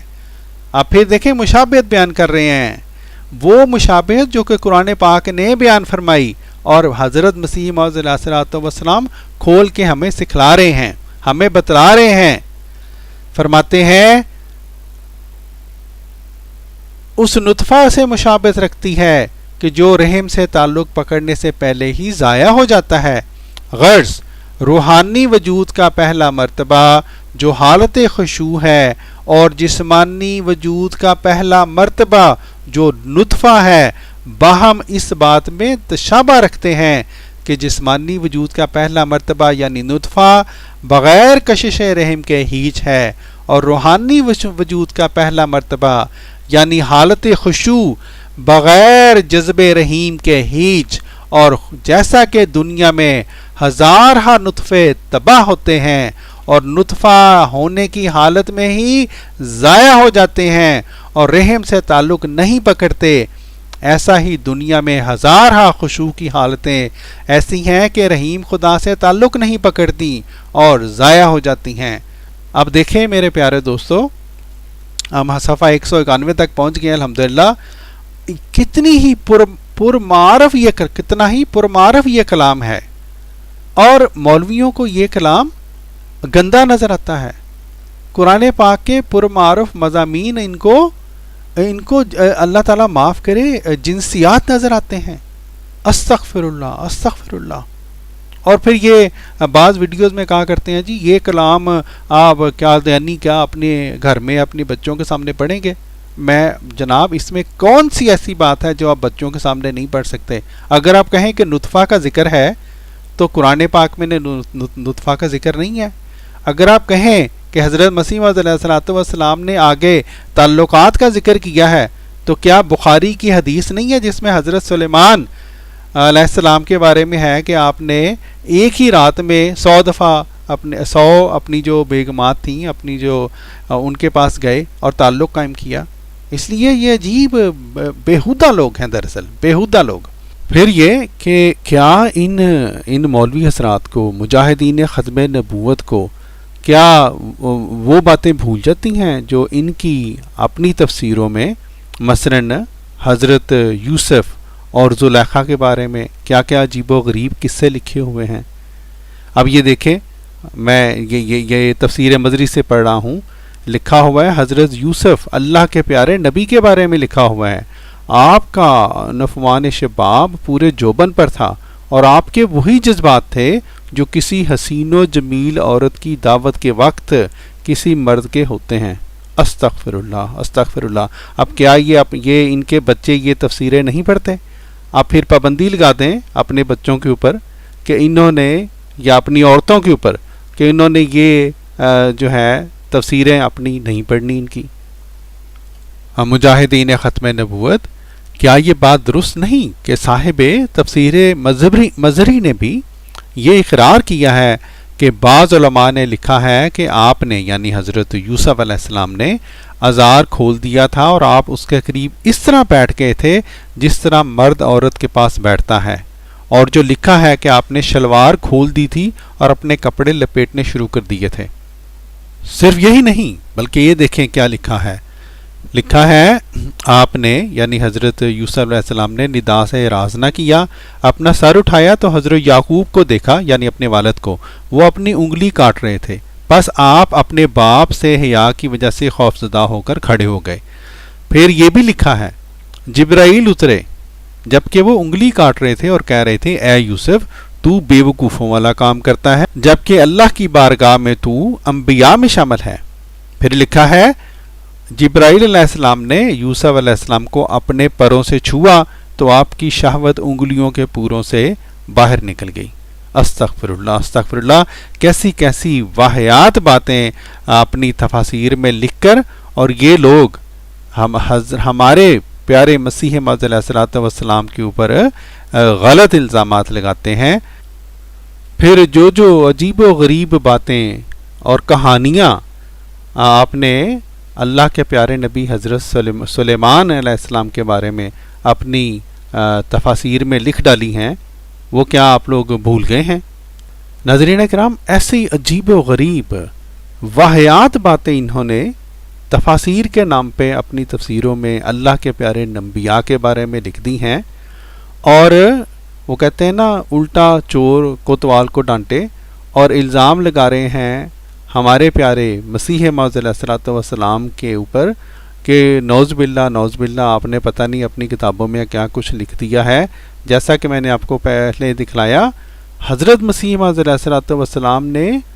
تو وہی کچھ بیان کیا ہے جو سورہ المومنون کی ان آیات میں جو نکات بیان ہوئے ہیں. لیکن یہ ساری باتیں اور یہ جو حضرت یوسف کے بارے میں نے آپ کو دکھلایا، یہ کہاں سے ان علماء نے لے لیا؟ یہ کہاں سے ان کے بڑوں نے لے لیا؟ استغفر اللہ استغفر اللہ. بہرحال حضرت مسیح موعود علیہ الصلوۃ والسلام فرماتے ہیں ہزارہا جاہل اپنے چند روزہ خشوع اور وجد اور گریہ وزاری پر خوش ہو کر خیال کرتے ہیں کہ ہم ولی ہو گئے، غوث ہو گئے، قطب ہو گئے اور ابدال میں داخل ہو گئے اور خدا رسیدہ ہو گئے، حالانکہ وہ کچھ بھی نہیں، ہنوز ایک نطفہ ہے. اب دراصل یہ پوری جو عبارت ہے وہ حضرت مسیح موعود علیہ الصلوۃ والسلام جو کہ اللہ تعالیٰ کے سچے نبی تھے، آپ ہمیں یہ بتا رہے تھے کہ جو چند روزہ جو اگر آپ کو خشوع اگر نصیب بھی ہو جائے تو جب تک دوام نہ پکڑو تب تک خوش نہ ہو بیٹھنا ورنہ مارے جاؤ گے. دراصل یہ پیغام ہے اس پوری اس تحریر میں. حضرت مسیح موعود علیہ الصلوۃ والسلام آگے فرماتے ہیں ابھی تو نام خدا ہے، غنچہ اس بات تو چھو بھی نہیں گئی ہے. افسوس کہ انہی خام خیالیوں سے ایک دنیا ہلاک ہو گئی. اور یاد رہے کہ یہ روحانی حالت کا پہلا مرتبہ جو حالت خشوع ہے طرح طرح کے اسباب سے ضائع ہو سکتا ہے. جیسا کہ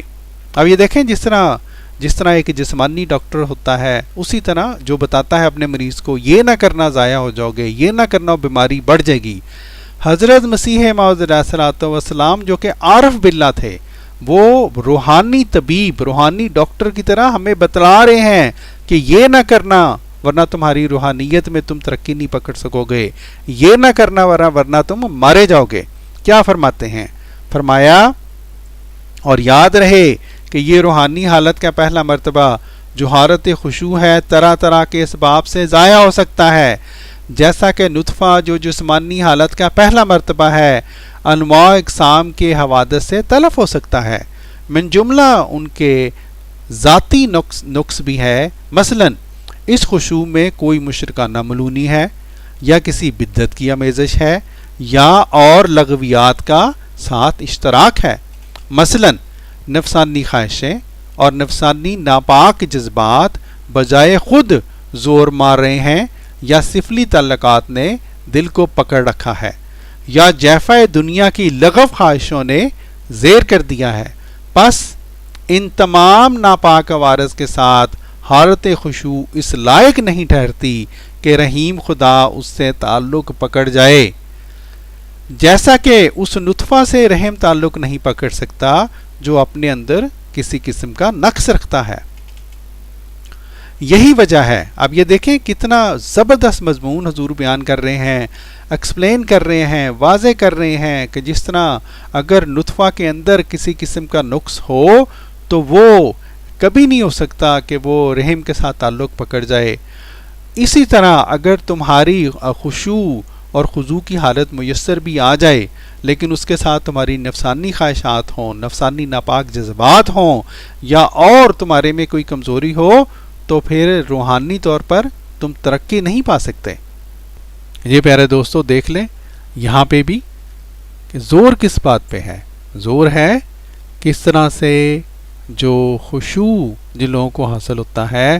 انہوں نے کس طرح سے اپنی حفاظت کرنی ہے، کس طرح سے رحیم جو ذات ہے اس کے ساتھ اپنا تعلق قائم کرنا ہے، کس طرح سے بری باتوں سے اپنے آپ کو روکنا ہے، کس طرح سے ایسی حرکات نہیں کرنی کہ ان کا جو جوڑ ہے، ان کا جو تعلق ہے وہ رحیم خدا سے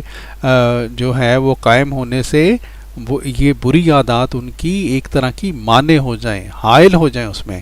لیکن مولوی حضرات اس سارے مضمون کو بالکل ہی اگنور کرتے ہیں اور زور کس بات پہ ہے؟ نطفہ کے اوپر اور اندام نہانی کے اوپر. استغفر اللہ. ٹھیک ہے جی. فرماتے ہیں یہی وجہ ہے کہ ہندو جوگیوں کی حالت خشوع اور عیسائی پادریوں کی حالت انکسار ان کو کچھ بھی فائدہ نہیں پہنچا سکتی، اور گو وہ سوز و گداز میں اس قدر ترقی کریں کہ اپنے جسم کو بھی ساتھ ہی استخفان بے پوست کر دیں، تب بھی رحیم خدا ان سے تعلق نہیں کرتا، کیونکہ ان کی حالت خشوع میں ایک ذاتی نقص ہے. And say, Lord Jesus, I belong to you. Be alert and alive, because Christ Jesus has given you power over all devils. He's called the God of Abraham, Isaac, and Jacob. So Krabasadia, the same God the prophets knew, the same God the apostles knew. Thank God. So Krabasharas.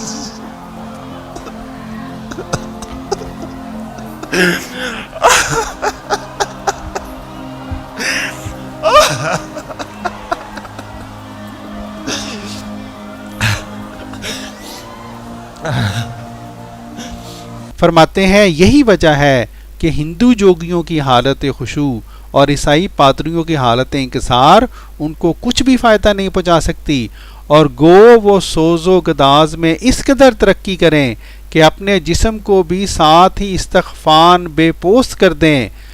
تب بھی رحیم خدا ان سے تعلق نہیں کرتا، کیونکہ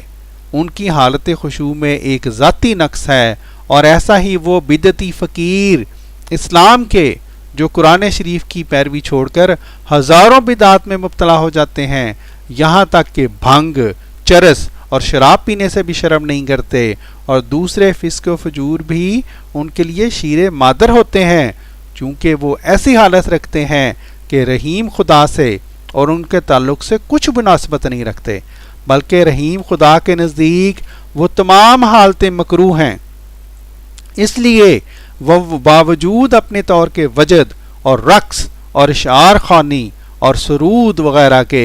رحیم خدا کے تعلق سے سخت بے نصیب ہوتے ہیں اور اس نطفہ کی طرح ہوتے ہیں جو آتشک کی بیماری یا جزام کے عارضہ سے جل جائے اور اس قابل نہ رہے کہ رحم اس سے تعلق پکڑ سکے. پس رحم اور رحیم کا تعلق یا عدم تعلق ایک ہی بنا پر ہے، صرف روحانی اور جسمانی عوارض کا فرق ہے. دیکھیں دوستو کتنا زبردست کلام ہے جو میں آپ کو الحمدللہ پڑھ کے سنا رہا ہوں. فرمایا پس رحم اور رحیم کا تعلق، یعنی جو نطفہ جس طرح رحیم کے ساتھ تعلق پکڑتا ہے، یا انسانی روح جس طرح رحیم یعنی اللہ تعالیٰ کے ساتھ تعلق پکڑتی ہے یا نہیں پکڑ سکتی، ٹھیک ہے، جس طرح نطفہ یا تعلق پکڑے گا یا نہیں پکڑے گا رحم کے ساتھ، یا اللہ تعالیٰ کے ساتھ انسانی روح تعلق پکڑے گی یا نہیں پکڑے گی، فرمایا ایک ہی بنا پر ہے. تعلق یا عدم تعلق ایک ہی بنا پر ہے، صرف روحانی اور جسمانی عوارض کا فرق ہے. سبحان اللہ. قرآن پاک کی روشنی میں کیا ہی زبردست کلام ہے جو حضرت مسیح موعود علیہ الصلوۃ والسلام نے بیان فرمایا. اور دیکھیں کیا کون سی اس میں بات ہے جو کہ خدا نہ خواستہ واحیات بات ہو، جس طرح یہ مولوی بیان کرتے ہیں. پس رحم اور رحیم کا تعلق یا عدم تعلق ایک ہی بنا پر ہے، صرف روحانی اور جسمانی عوارض کا فرق ہے. اب ناظرین دیکھیے گا مولوی صاحب ڈرامہ کرنے لگے ہیں اور بالکل جھوٹ اس عبارت کی طرف منسوب کرنے لگے ہیں اپنی طرف سے. سنیے ذرا. اب ذرا آپ دیکھ لیں، مرزا غلام قادیانی کہتا ہے کہ جو عورت کی شرمگاہ ہوتی ہے رحمدانی، عورت کی جو شرمگاہ ہوتی ہے رحمدانی اور استغفر اللہ، مرزا قادیانی کہتا ہے جو اللہ تعالیٰ ہے وہ ہے رحیم، اور عورت کی جو رحمدانی ہے وہ آپس میں، یہ میں آپ کو یہاں کون سا لفظ اب بولوں کہ مجھے اپنے دین اور ایمان کا خطرہ ہے کہ یہ مرزا غلام قادیانی نے کتنی بڑی بات اور کتنی شنی بات یہاں کر دی ہے، اور کتنا بڑا کفریہ جو ہے نا وہ عقیدہ اپنی قوم کو دیا ہے. استغفر اللہ. وہ کہتا ہے جناب یہ دونوں ایک ہی چیزیں ہیں، بس تھوڑا سا روحانی اور جسمانی طور پہ تھوڑا سا فرق ہے، بس ہے دونوں ایک ہی چیزیں. استغفر اللہ. جی ناظرین دیکھا کتنا بڑا انہوں نے ڈرامہ کیا، لیکن میں صرف آپ کو دکھانا یہ چاہ رہا ہوں کہ کس طرح سے جان بوجھ کے یہاں پہ استغفر اللہ کہہ کے پھر مولوی صاحب نے اپنی مرضی کا مطلب اس عبارت کو پہنا دیا. تو ہم بھی مولوی صاحب آپ کی اس گندی اور واہیات حرکت پہ کہتے ہیں استغفر اللہ. اے میرے بھائیوں، یہ مولوی ایسی کیا کہوں میں ان کو، ایسی بری مخلوق جو کہ یہ نہیں سوچتی کہ قرآن پاک کے کلام کو جو قرآن پاک کے نکات جو ہیں ان کے بارے میں اس طرح کی واہیات باتیں کرنا اور اپنی ویڈیوز بنانا، یہ بذات خود گستاخی قرآن ہے اور اللہ تعالیٰ کی گستاخی ہے. حضرت مسیح موعود علیہ الصلوۃ والسلام فرماتے ہیں، آپ دیکھیں ہم اس صفحہ پر آگے ہیں جس پر مولوی جو ہیں وہ سب سے زیادہ اعتراض کرتے ہیں. حضور فرماتے ہیں اور جیسا کہ نطفہ بعض اپنے ذاتی عوارض کی روح سے اس لائق نہیں رہتا کہ رحم اس سے تعلق پکڑ سکے اور اس کو اپنی طرف کھینچ سکے، ایسا ہی حالت خشوع جو نطفہ کے درجہ پر ہے بعض اپنے عوارض ذاتیہ کی وجہ سے، جیسے تکبر اور عجب اور ریا یا اور قسم کی ضرارت کی وجہ سے یا شرک سے اس لائق نہیں رہتی کہ رحیم خدا اس سے تعلق پکڑ سکیں. دیکھیں کتنا باریک باتیں حضور نے یہاں پہ بیان فرمائی ہیں ہماری رہنمائی کے لیے، ہم مسلمانوں کی رہنمائی کے لیے. یہ بات بالکل ٹھیک ہے کہ مولوی چونکہ ایک روحانیت سے ان کا کیا تعلق، یہ تو دنیا کے کیڑے ہیں، ان کو ایسی عبارتیں جو ہیں ان میں اپنی ذاتی پستی کی وجہ سے ان کو گند نظر آتے ہیں، حالانکہ کتنی زبردست، کیا ہی زبردست عبارت ہے یہ. فرمایا پس نطفہ کی طرح تمام فضیلت روحانی وجود کے اول مرتبہ کی جو حالت خشوع ہے رحیم خدا کے ساتھ حقیقی تعلق پیدا کرنے سے وابستہ ہے. دوبارہ پڑھیں. فرمایا پس نطفہ کی طرح، یعنی جس طرح نطفہ، وہ نطفہ جو رحم کے ساتھ تعلق پکڑنا چاہتا ہے، اس کی طرح فرمایا تمام فضیلت روحانی وجود کے اول مرتبہ کی. کیا تھا اول مرتبہ؟ جو حالت خشوع ہے. فرمایا وہ جو حالت ہے اس کی تمام فضیلت رحیم خدا کے ساتھ حقیقی تعلق پیدا کرنے سے وابستہ ہے، جیسا کہ تمام فضیلت نطفہ کی رحم کے ساتھ تعلق پیدا کرنے سے وابستہ ہے. پس اگر اس حالت خشوع کو اس رحیم خدا کے ساتھ حقیقی تعلق نہیں اور نہ حقیقی تعلق پیدا ہو سکتا ہے تو وہ حالت اس گندے نطفہ کی طرح ہے جس کو رحم کے ساتھ حقیقی تعلق پیدا نہیں ہو سکتا. اور یاد رکھنا چاہیے کہ نماز اور یاد الہی میں جو کبھی انسان کو حالت خشوع میسر آتی ہے اور وجد اور ذوق پیدا ہو جاتا ہے یا لذت محسوس ہوتی ہے، یہ اس بات کی دلیل نہیں ہے کہ اس انسان کو رحیم خدا سے حقیقی تعلق ہے. اب دیکھیں کیا ہی زبردست یہ عبارت اور کیا ہی زبردست یہ مضمون چلا جا رہا ہے، اور مولوی یہاں سے آرام سے مڈل سے اٹھا کے اور کہتے ہیں جی دیکھیں جی مرزا صاحب نے کیا لکھ دیا. حضور فرماتے ہیں یہ اس بات کی دلیل نہیں ہے کہ اس انسان کو رحیم خدا سے حقیقی تعلق ہے،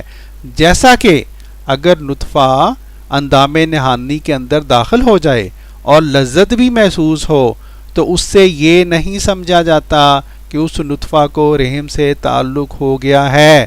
بلکہ تعلق کے لیے علیحدہ آثار اور علامات ہیں. پس یاد الہی میں ذوق شوق جس کو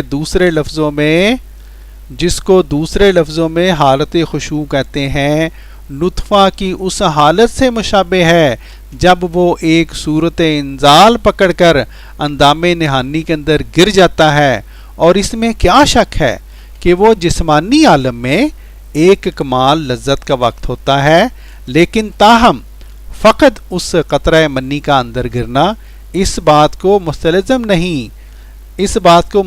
نہیں کہ رحم سے اس نقطہ کا تعلق بھی ہو جائے اور وہ رحم کی طرف کھینچا جائے. پس اب یہ دیکھیں اسی طرح بالکل جو قرآن پاک نے بیان فرمایا سورہ المومنون میں باریک نکات وہ حضرت مسیح موعود علیہ الصلوۃ والسلام کھول کر بیان کر رہے ہیں. فرماتے ہیں پس ایسا ہی روحانی ذوق شوق اور حالت خشوع اس بات کو مستلزم نہیں کہ رحیم خدا سے ایسے شخص کا تعلق ہو جائے اور اس کی طرف کھینچا جائے. پھر اس کی مثال میں فرماتے ہیں بلکہ جیسا کہ نطفہ کبھی حرام کاری کے طور پر کسی رنڈی کے اندام نہانی میں بڑھتا ہے تو اس میں بھی وہی لذت نطفہ ڈالنے والے کو حاصل ہوتی ہے جیسا کہ اپنی بیوی کے ساتھ. پس اب دیکھیں اب یہ مثال دینے کی وجہ آگے بیان کر رہے ہیں. پس ایسا ہی بت پرستوں اور مخلوق پرستوں کا خشوع و خضوع اور حالت ذوق اور شوق رنڈی بازوں سے مشابہ ہے، یعنی خشوع اور خضوع مشرکوں اور ان لوگوں کا جو محض اغراض دنیا کی بنا پر خدا تعالیٰ کو یاد کرتے ہیں اس نطفہ سے مشابہت رکھتا ہے جو حرام کر عورتوں کے اندام نہانی میں جا کر باعث لذت ہوتا ہے. پیارے بھائیوں، جیسا کہ آپ کو علم ہے کہ یہ جو فکرہ ہے اس کے اوپر مولوی حضرات بہت شور کیا کرتے ہیں، یا اس کے اوپر بھی کیونکہ یہاں پہ رنڈی کا نام آ گیا ہے، یہاں پہ حرام کار عورتوں کا ذکر آ گیا ہے، لیکن یہ فکرہ بالکل اس کو کھا جاتے ہیں کہ حضور اس کی وجہ کیا ہے کہ حضور انور نے یہ فکرات استعمال کیے. حضور فرماتے ہیں ایسا ہی بت پرستوں اور مخلوق پرستوں کا خشوع و خضوع اور حالت ذوق اور شوق رنڈی بازوں سے مشابہ ہے، یعنی خشوع اور خضوع مشرکوں اور ان لوگوں جو محض اغراض دنیا کی وجہ پر کی بنا پر خدا تعالیٰ کو یاد کرتے ہیں۔ اصل میں یہ مضمون ہے۔ حضور انور اس بات کو کھول کر بیان کر رہے ہیں، جیسا کہ ہم نے بیان کیا پہلے، کہ اس پورے جو 12 صفحات ہیں ان میں مضمون ہی یہ چل رہا ہے کہ گندہ نطفہ کی مشابہت ہے گندی اور ناپاک روح سے، تندرست نطفہ کی مشابہت ہے کامیاب روح سے، اور اسی طرح جو تندرست رحم دانی ہے وہ اللہ تعالیٰ کی پاک ذات کو حضرت مسیح السلام نے اس سے مشابہت دی ہے، اور جو غیر اللہ ہیں، جو بت وغیرہ ہیں، دوسری مخلوقات ہیں ایسی جن کو لوگ پوچھتے ہیں، ان کو حضور انور نے غیر تندرست رحم دانی یا دوسرے لفظوں میں ناپاک رحم دانی سے مشابہت دی ہے۔ لیکن یہ ہمارے جو مولوی حضرات ہیں یہ اس کو رگڑا دے دیں گے، اس کو رگڑا دیں گے، اس عبارت کو، یہ جو یلو عبارتیں ہیں ان کو رگڑا دیں گے، اور یہ جو میں نے یہ بلو سی عبارت ہے اس کو، یعنی جو اصل وجہ ہے، جو اصل مغز ہے، اس کو بیان ہی نہیں کرتے، یا پڑھتے بھی ہیں تو یوں گزر جاتے ہیں جیسے پڑھا ہی نہیں۔ حالانکہ یہ کتنا زبردست مضمون ہے، اور انسان کو کی واقعی جو ہیں وہ آنکھیں کھل جاتی ہیں، بات سمجھ آ جاتی ہے۔ بہرحال جیسا کہ نطفہ میں تعلق پکڑنے کی استعداد ہے، حالت خشوع میں بھی تعلق پکڑنے کی استعداد ہے، مگر صرف حالت خشوع اور رکت اور سوز اس بات پر دلیل نہیں ہے کہ وہ تعلق ہو بھی گیا ہے، جیسا کہ نطفہ کی صورت میں جو اس روحانی صورت کے مقابل پر ہی مشاہدہ ظاہر کر رہا ہے۔ اگر کوئی شخص اپنی بیوی سے صحبت کرے اور منی عورت کے اندام نہانی میں داخل ہو جائے اور اس کو اس فعل سے کمال لذت حاصل ہو، تو یہ لذت اس بات پر دلالت نہیں کرے گی کہ حمل ضرور ہو گیا ہے۔ پس ایسا ہی خشوع اور سوز و گداز کی حالت، گو وہ کیسی ہی لذت اور سرور کے ساتھ ہو، خدا سے تعلق پکڑنے کے لیے کوئی لازمی علامت نہیں ہے۔ یعنی کسی شخص میں نماز اور یاد الہی کی حالت میں خشوع اور سوز و گداز اور گریہ وزاری پیدا ہونا لازمی طور پر اس بات کو مستلزم نہیں کہ اس شخص کو خدا سے تعلق بھی ہے۔ ممکن ہے کہ یہ سب حالات کسی شخص میں موجود ہوں مگر ابھی اس کو خدا تعالیٰ سے تعلق نہ ہو، جیسا کہ مشاہدہ صریحہ اس بات پر گواہ ہے کہ بہت سے لوگ، اب یہ دیکھیں جو پیچھے حضور نے مثالیں دی تھیں پچھلے صفحہ پر، اب اس کا اطلاق کر رہے ہیں ان مثالوں کا سمجھانے کے لیے۔ فرماتے ہیں جیسا کہ مشاہدہ صریحہ اس بات پر گواہ ہے کہ بہت سے لوگ پند و نصیحت کی مجلسوں اور واعظ و تکذیر کی محفلوں یا نماز اور یاد الہی کی حالت میں خوب روتے اور وجد کرتے اور نعرے مارتے اور سوز و گداز کرتے ہیں، اور آنسو ان کے رخساروں پر پانی کی طرح روا ہو جاتے ہیں۔ فرمایا بلکہ بعض کا رونا تو منہ پر رکھا ہوا ہوتا ہے، ایک بات سنی اور وہیں رو دیا، لیکن تاہم لغویات سے وہ کنارہ کش نہیں ہوتے۔ اب یہ دیکھیں، یہ ہے اصل بات جو حضور بتانا چاہ رہے ہیں، جو حضور بتا رہے ہیں کھول کھول کے، کہ صرف رونا دھونا، صرف حق ہو کے نعرے لگا دینا، اور وہاں پر جس طرح کے ہمارے بریلوی حضرات بھی کرتے ہیں،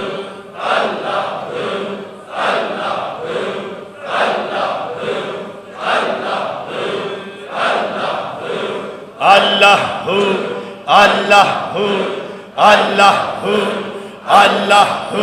اور اس طرح کی محفلوں میں جا کے اٹینڈ کر لینا، اور باہر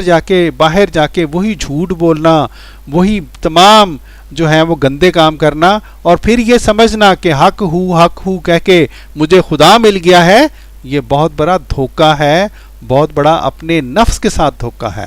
اور اسی بات کو حضور یہاں پہ بیان فرما رہے ہیں۔ لیکن تاہم لغویات سے وہ کنارہ کش نہیں ہوتے، اور بہت سے لغو کام اور لغو باتیں اور لغو سیر و تماشے ان کے گلے کا ہار ہو جاتے ہیں، جن سے سمجھا جاتا ہے۔ اب یہ دیکھیں، خوب کھول کے بیان کر رہے ہیں کس طرح پتہ چلتا ہے کہ کسی شخص کا خدا سے تعلق ہے، اور کس طرح پتہ چلتا ہے کہ کسی شخص کا خدا سے تعلق نہیں ہے۔ فرمایا ان باتوں سے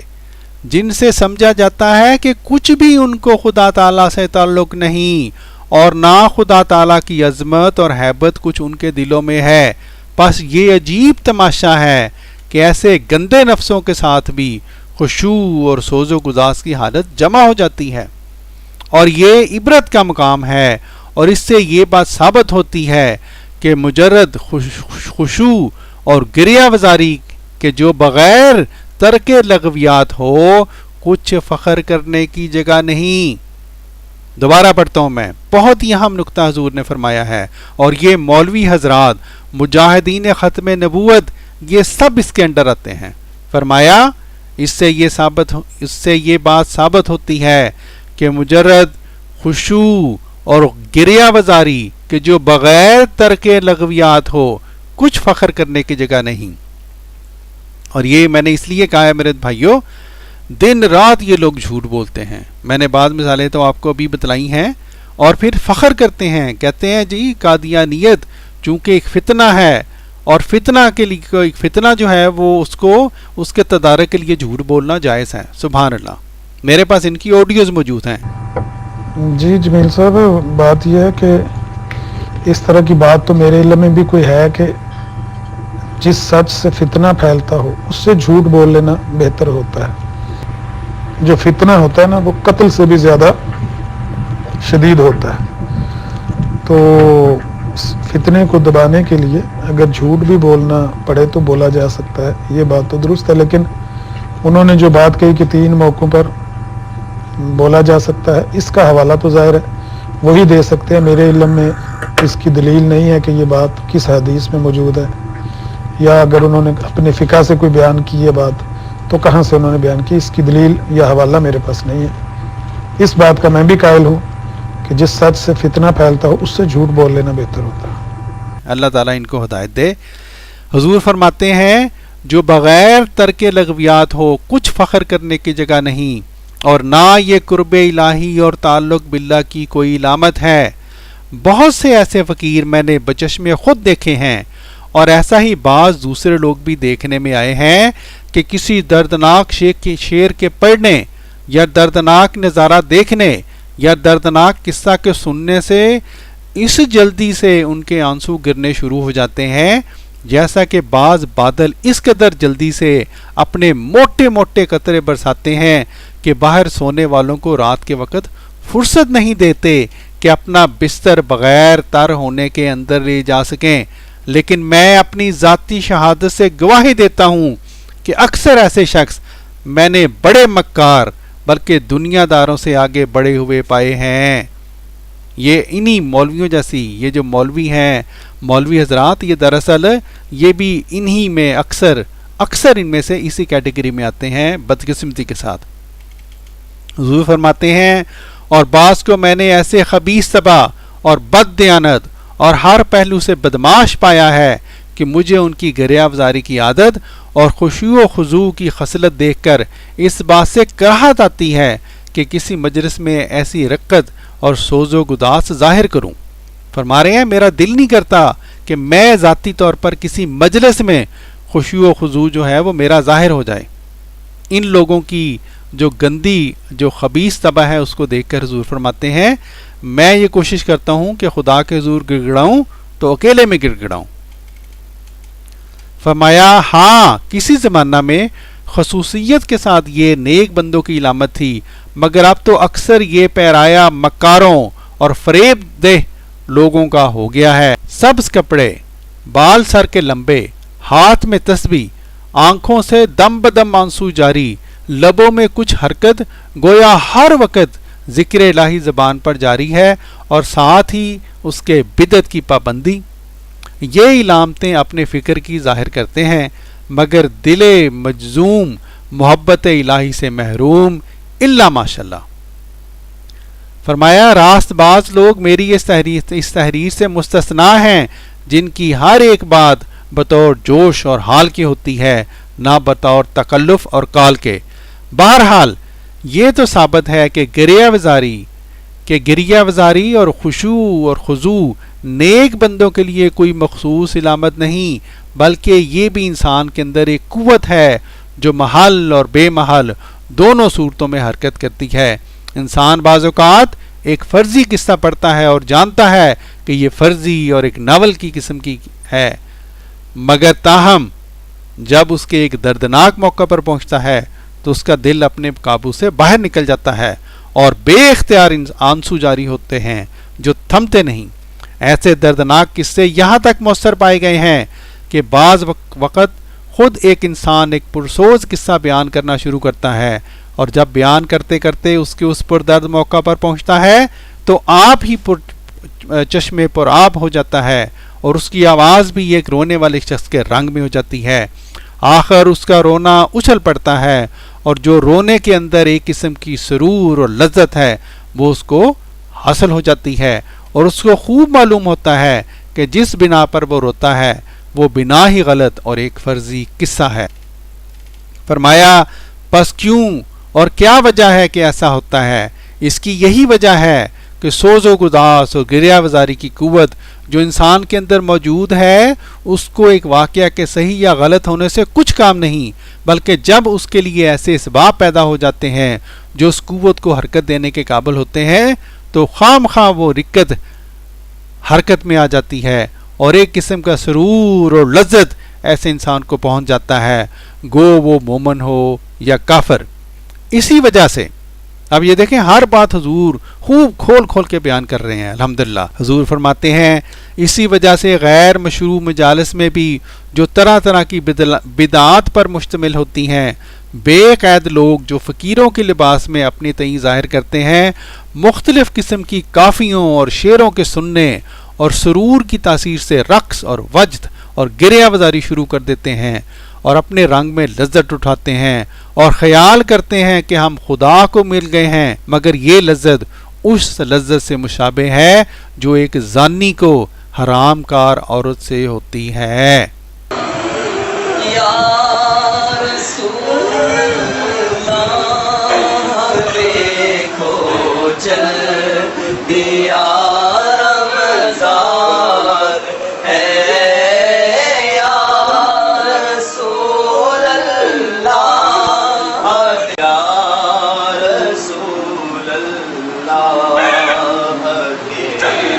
اب یہ تقریباً آخر میں ہم پہنچ گئے ہم دوستو. پھر فرمایا اور پھر ایک اور مشابہت خشوع اور نطفہ میں ہے. اب یہ پوری خشوع اور نطفہ میں مشابہت کا مضمون چل رہا ہے، یعنی روحانی ترقی اور جسمانی جو ترقی ہے جو یا روحانی پیدائش اور جسمانی پیدائش میں جو مشابہت ہے وہ حضور نے بیان کی ہے. کیوں بیان کی؟ قرآن پاک کی سورہ المومنون کی آیات کی روشنی میں. یہ نقطہ ہے جو آپ نے ذہن میں رکھنا ہے، اور اس کے بعد جب بھی کبھی کوئی مولوی صاحب اس عبارت کے اوپر اعتراض کریں تو ان کو گستاخ قرآن آپ نے ثابت کرنا ہے انشاءاللہ. حضور فرماتے ہیں اور پھر ایک اور مشابہت خشوع اور نطفہ میں ہے، اور وہ یہ کہ جب ایک شخص کا نطفہ اس کی بیوی یا کسی اور عورت کے اندر داخل ہوتا ہے تو اس نطفہ کا اندام نہانی کے اندر داخل ہونا اور انزال کی صورت پکڑ کر رواں ہو جانا بین ہی رونے کی حالت پر ہوتا ہے، جیسا کہ خشوع کی حالت کا نتیجہ بھی رونا ہی ہوتا ہے.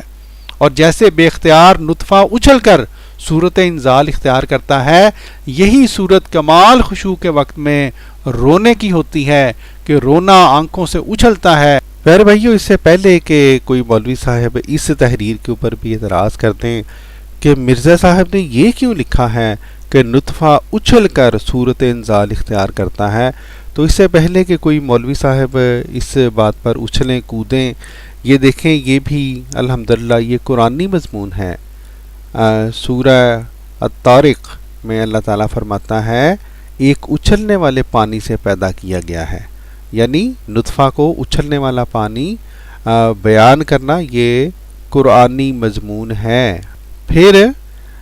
یہ دیکھیں ایک اہم بات کہ سائنٹیفکلی یہ دیکھیں سوچنے والی بات ہے کہ قرآن پاک میں یہ جو مضمون بیان ہوا اچھلنے والا پانی. اب یہ دیکھیں سائنس یہ کہتی ہے کہ سیمن یعنی نطفہ جو ہے should spurt or shoot out of the penis not dribble، یعنی یہ جو تعلق قائم ہونے کے لیے رحم مادر سے حمل ٹھہرنے کے لیے یہ ضروری ہے کہ نطفہ اچھل کر باہر نکلے. ٹھیک ہے جی, ورنہ تعلق پیدا ہی نہیں ہو سکتا. سبحان اللہ, کیا ہی زبردست قرآنی مضامین ہیں اور قرآن کی سچائی کی دلیل ہیں. اور جیسی انزال کی لذت کبھی حلال طور پر ہوتی ہے جبکہ اپنی بیوی سے انسان صحبت کرتا ہے, اور کبھی حرام طور پر کہ جبکہ انسان کسی حرام کار عورت سے صحبت کرتا ہے, یہی صورت خشوع اور سوز و گداز اور گریہ وزاری کی ہے. یعنی کبھی خشوع اور سوز و گداز محض خدائے واحد لا شریک کے لیے ہوتا ہے جس کے ساتھ کسی بدعت اور شرک کا رنگ نہیں ہوتا. پس وہ لذت سوز و گداز کی ایک لذت حلال ہوتی ہے, مگر کبھی خشوع اور سوز و گداز اور اس کی لذت بدعات کی امیزت سے یا مخلوق کی پرستش اور بتوں اور دیویوں کی پوجا میں بھی حاصل ہوتی ہے, مگر وہ لذت حرام کاری کے جماع سے مشابہ ہوتی ہے. فرماتے ہیں غرض مجرد خشوع اور سوز و گداز اور گریہ وزاری اور اس کی لذتیں تعلق باللہ کو مستلزم نہیں. یعنی یہ ضروری نہیں کہ ایک بندہ روتا ہے تو اس کو تعلق باللہ مل گیا ہے, بلکہ جیسا کہ بہت سے ایسے نطفے ہیں جو ضائع ہو جاتے ہیں اور رحم ان کو قبول نہیں کرتا, ایسا ہی بہت سے خشوع اور تضرع اور زاری ہیں جو محض آنکھوں کو کھونا ہے. یعنی بندہ روتا رہتا ہے لیکن تعلق باللہ جب تک نہ ہو اپنی آنکھیں ضائع ہو جائیں گی, لیکن خدا کا آپ کو قرب نہیں ملے گا, خدا کا وصال آپ کو نصیب نہیں ہوگا. فرمایا اور رحیم خدا ان کو قبول نہیں کرتا. غرض, اور یہ حضور پہلے بیان کر چکے ہیں کہ کیوں نہیں قبول کرتا, اس بندے کی اپنی ذاتی جو ہیں وہ کمزوریاں ہیں جس وجہ سے اللہ تعالیٰ جو کہ رحیم ہے وہ اس شخص کی عبادات کو, اس کے خشوع و خضوع کو قبول نہیں کرتا, کیونکہ وہ اس کو اس لائق نہیں پاتا کہ اس کو قبول کیا جائے. حضور فرماتے ہیں غرض حالت خشوع کو جو روحانی وجود کا پہلا مرتبہ ہے, نطفہ ہونے کی حالت سے جو جسمانی وجود کا پہلا مرتبہ ہے, ایک کھلی مشابہت ہے. یہ دراصل اس پوری تحریر کا نچوڑ ہے. یہ فکرہ کیا فرمایا, ایک کھلی مشابہت ہے جس کو ہم تفصیل سے لکھ چکے ہیں, اور یہ مشابہت کوئی معمولی امر نہیں ہے بلکہ شان قدیم جل شانہ کے خاص ارادہ سے ان دونوں میں اکمل اور اتم مشابہت ہے. یہاں تک کہ خدا تعالیٰ کی کتاب میں یعنی قرآن پاک میں خدا تعالیٰ کی کتاب میں بھی لکھا گیا ہے کہ دوسرے جہان میں بھی یہ دونوں لذتیں حاصل ہوں گی, مگر مشابہت میں اس قدر ترقی کر جائیں گی کہ ایک ہی ہو جائیں گی. یعنی اس جہان میں جو ایک شخص اپنی بیوی سے محبت اور اختلاط کرے گا وہ اس بات میں فرق نہیں کر سکے گا کہ وہ اپنی بیوی سے محبت اور اختلاط کرتا ہے یا محبت الہیہ کے دریائے بے پایا میں غرق ہے, اور واصلان حضرت عزت پر اسی جہان میں یہ کیفیت طاری ہو جاتی ہے جو اہل دنیا اور محجوبوں کے لیے ایک امر فوق الفہم ہے. ناظرین کرام, اس کے بعد آپ دیکھ سکتے ہیں یہاں پہ حضور انور دوسرا مرتبہ کی جو ہے اس کے بارے میں آگے مضمون شروع ہو رہا ہے. اب ہم نے الحمدللہ آپ کے سامنے پورے کا پورا مضمون اللہ تعالیٰ کے فضل سے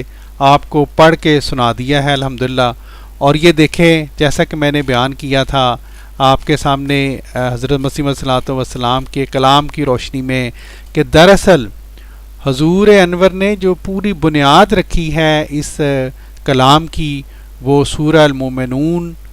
کی یہ آیات ہیں, اور انسان روحانی وجد میں آ جاتا ہے اس مضمون کو پڑھ کر. پیارے بھائیو, اب جب کہ ہم نے الحمدللہ محض اللہ تعالیٰ کے فضل سے جو 12 صفحات ہیں کی تحریر جو ہے یہ پڑھ کے آپ کو سنوا دی ہے مکمل طور پر, آئیے ہم آپ کو لیے چلتے ہیں. ان مولوی حضرات میں سے 2 کے دعوی سنوائے تھے, ہم آپ کو وہ دعوی دوبارہ سنواتے ہیں, آپ ان کے دعوی کو سنیں اور جو ہے آپ کو تاکہ خوب کھل جائے آپ کے اوپر کہ واقعی نہ صرف یہ کہ ان مولوی حضرات نے جھوٹے دعوے کیے اور اپنی طرف سے چیزیں, اپنی طرف سے باتیں, اپنی طرف سے جنسیات اس بہت ہی روحانی تحریر میں ایڈ کی, داخل کی شامل کر دی، بلکہ اپنی غلط باتوں، ان غلط باتوں کے بل بوتے پر جو کہ انہوں نے خود ایڈ کی، انہوں نے یہ جھوٹے جو ہیں اور غلط ٹائٹل بھی اپنی ویڈیوز کو دیے۔ یہ پہلے مولوی صاحب ہیں، ان کا دعویٰ سنیں۔ قادیانی کی کتاب کا ایک صفحہ بھی پڑھ کے سنانا چاہتا ہوں۔ صفحات تو یہ کافی لمبی ہیں، بڑی لمبی یہ بکواسات مرزا غلام احمد قادیانی نے یہ لکھی ہوئی ہیں، یہ گند ہے پورا، کافی صفحات پر پھیلا ہوا ہے، لیکن میں آپ کو ایک ہی 1.5 صفحہ پڑھ کے سناتا ہوں۔ یہ روحانی خزائن کی جلد 21 ہے، اس کا صفحہ نمبر 192 ہے، یہاں سے میں شروع کرتا ہوں، پیچھے بھی ہے، اس کے آگے بھی ہے۔ جی ناظرین، تو اس تحریر کو انہوں نے کیا کہا؟ نعوذ باللہ گند، جو کہ آپ نے کو الحمدللہ ہم نے ثابت کر دیا ہے کہ یہ تحریر تو بہت ہی روحانی تحریر ہے۔ تو اس سے کیا ثابت ہوا کہ دراصل ان مولوی صاحب کے خود ذہن جو ہے وہ گندا ہے۔ اب چلتے ہیں دوسرے مولوی صاحب کی طرف۔ مرزا قادیانی کے مذہب کے اندر جو نماز پڑھی جاتی ہے، اس نماز کے اندر جو خشوع و خضوع ہوتا ہے، وہ کہتا ہے وہ خشوع و خضوع ایسا ہی ہے جیسے عورت کے ساتھ مجامت آپ کرتے ہیں، ہم بستر ہوتے ہیں تو آپ کو جو لذت ہوتی ہے، تو وہ لذت، وہ جو نطفہ اس کے اندر جاتا ہے، تو وہ بس تصور کرو تم نماز کے اندر، تو ویسا ہی جو ہے نا وہ نماز کے اندر تمہیں ہونا چاہیے۔ جی ناظرین، تو آپ نے سنا مولوی صاحب نے اپنی طرف سے جنسیات اس تحریر میں داخل کی، حالانکہ جیسا کہ میں نے بیان کیا ہے اس تحریر میں تو جس طرح آپ کو صاف نظر بھی آ رہا ہے، اس پوری تحریر میں انسان کی جو روحانی پیدائش ہے اس کو جو ہے اس کی جسمانی پیدائش کے ساتھ اس کی مشابہت بیان کی گئی ہے، اور اس میں کوئی اس طرح کی بات نہیں بیان کی گئی جو کہ مولوی صاحب یہاں پہ جھوٹ بول کے لوگوں کو گمراہ کرنے کی کوشش کر رہے ہیں۔ اور ان کا ٹائٹل بھی پھر انہوں نے پھر جان بوجھ کے گند خود تحریر میں ایڈ کیا اور پھر اسی طرح کا گندا ٹائٹل بھی دے دیا۔ استغفر اللہ۔ انہی مولوی صاحب کا ایک مزید جھوٹ۔